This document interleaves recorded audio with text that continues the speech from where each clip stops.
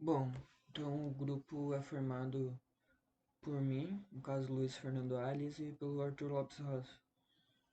Mas o Arthur não conseguiu apresentar o trabalho por motivos pessoais, então eu vou fazer a apresentação dele. Então, bom, nós implementamos trabalho na linguagem Java. Essa tela aqui é onde o programa vai receber o programa monolítico. E aqui teremos as duas saídas solicitadas na especificação do trabalho. Bom, nessa primeira entrada aqui a gente vai inserir o programa monolítico. E nessa segunda entrada aqui a gente criou essa segunda entrada para a gente conseguir simular o programa para conseguir fazer a segunda saída, que a gente vai executar o programa monolítico uma máquina de norma de 2 registradores. Então, para isso, nós precisamos nessa segunda entrada especificar as operações e os registradores. No caso, as especificações são aqui subtrai e também a gente faz a comparação se os registradores são zero. Os registradores a gente fixou os valores iniciais deles como 2 no código. Bom, então aqui para simular o programa deverá parar só quando os 2 registradores chegarem ao valor zero. Bom, então eu vou testar aqui. Tá, como podemos ver aqui na primeira saída temos as instruções rotuladas, como solicitada. E aqui na segunda saída nós temos o passo a passo do programa até os 2 registradores chegarem com o valor zero. Bom, um exemplo que a gente usou é um pouquinho diferente da especificação do trabalho, só para a gente conseguir fazer essa simulação. Bom, tá, então como podemos ver, o programa está corretamente com as duas saídas como solicitada na especificação do trabalho. E agora eu vou testar se o programa monolítico passado é válido ou inválido. Bom, aqui como a gente pôde testar aqui, podemos ver que ele é válido. Agora eu vou escrever algo de teste aqui. Podemos ver que ele deu que o programa é válido. Agora eu vou colocar o código programa de novo correto. E vemos que agora está correto. Eu vou fazer mais alguns testes. Aqui eu ajustei o fácil e o C. Daí dá pra ver que o programa ficou inválido. E voltando agora está correto. Bom, a princípio essa parte seria isso, agora eu vou dar uma explicada geral no código. Bom, então agora eu vou dar uma explicada de maneira geral no código. Então eu precisei criar 3 classes. Essa classe instruções rotuladas tem seu principal objetivo validar o programa monolítico. Então recebe como parâmetro o programa monolítico. Aí eu coloco cada linha da instrução numa posição de um vetor. Aí depois nesse método aqui eu faço a validação das instruções, onde primeiro a gente valida se a primeira parte da string da instrução é um número, que seria o número da instrução. Aí depois na segunda parte a gente valida linha por linha. Caso a instrução não tiver operação faça ou nem AC, a gente interpreta como o programa é inválido.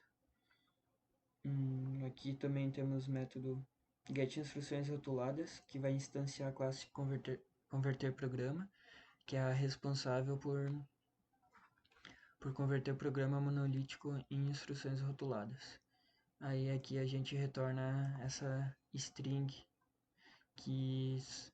são as instruções rotuladas.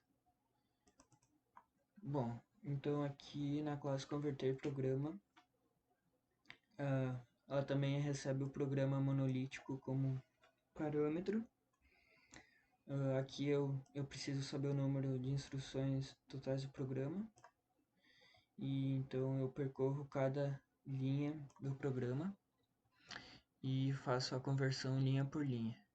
Então aqui vamos para o método converter linha programa. Então aqui é primeiro a gente valida se a instrução é uma operação de faça ou se. Caso for uma operação de faça, a gente vai para esse método aqui, onde eu recorto a instrução por string, daí coloco em posições do array. Eu pego a instrução da linha e mais o próximo passo da instrução. Com isso eu consigo concatenar a instrução com o próximo passo, das duas partes no caso. Daí depois disso eu adiciono essa linha convertida numa lista. Bom, então isso foi essa parte do faço. Agora a parte do C. Então vamos para esse método aqui. Então aqui faço a mesma coisa que no outro método, eu recorto as strings, coloco em posições de um vetor. Daqui primeiro eu pego o valor de cada operação do C e também pego as duas instruções do C. Aqui eu concateno daí com o número da instrução, a primeira instrução com o valor da primeira instrução. Caso o valor da primeira instrução seja maior que o número de instruções do programa, seria uma parada, daí ele já concatena aqui com a parada. E aqui nessa segunda parte é a mesma coisa. Então aqui eu concateno a primeira parte convertida e a segunda parte convertida. E com isso eu adiciono numa lista. Bom, e ainda na classe converter programa temos o método getInstruções rotuladas, onde ele percorre a lista das instruções convertidas já do programa monolítico para uma instrução rotulada, e com isso eu faço a concatenação das instruções rotuladas. A partir desse método é exibido aqui no resultado com o setText.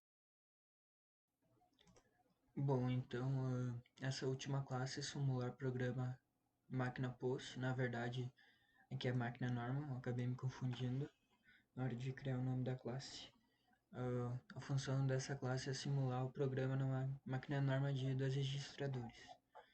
Então ela recebe como parâmetro o programa monolítico. Daí aqui eu seto os valores dos registradores com aqueles valores fixos que eu comentei antes, que é 2 para o registrador A para o B também. Aí eu faço um loop nas instruções.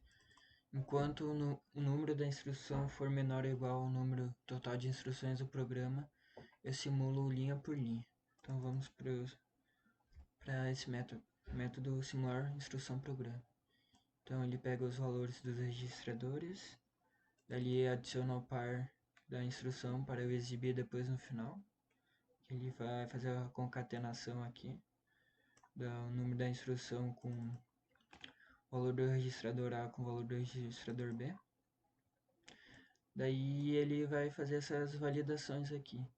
Caso a linha tiver um adicionar A, ele vai fazer a incrementação do registrador A.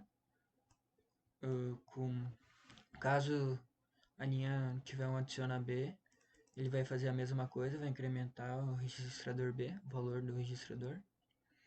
E aqui no caso, se tiver um subtrai A, ele vai diminuir o valor do registrador A. E se tiver um subtrai B, será para a mesma coisa do que o A, vai diminuir ali no valor do registrador. Bom, aí depois disso eu pego a próxima instrução, que é esse método aqui, que é dividido em duas partes. Se tiver o faça, o método é diferente, ele vai pegar a próxima instrução do faça. Se for C, ele vai pegar a próxima instrução do C. Então aqui na próxima instrução do faça, ele Basicamente ele vai pegar só o valor da próxima instrução do faça mesmo. E aqui no C já é um pouco diferente, um pouco mais complexo. Primeiro ele vai pegar os valores dos registradores e vai pegar a instrução do após C e do após C não. No caso, se a linha conter um A0 e o valor do registrador A for zero, ele vai retornar o valor daquela instrução após o C. Se a linha conter o B0 e o registrador for igual a zero, o registrador B será igual a zero, ele vai retornar o valor da instrução após C. Aqui, se o valor se a linha tiver a zero e o valor do registrador A for diferente de zero, ele vai retornar a instrução após do C não. E aqui, se a linha tiver o B0 e o valor do registrador B for diferente de zero, ele vai retornar a instrução após o C não. Deixa eu voltar aqui. Bom, tá.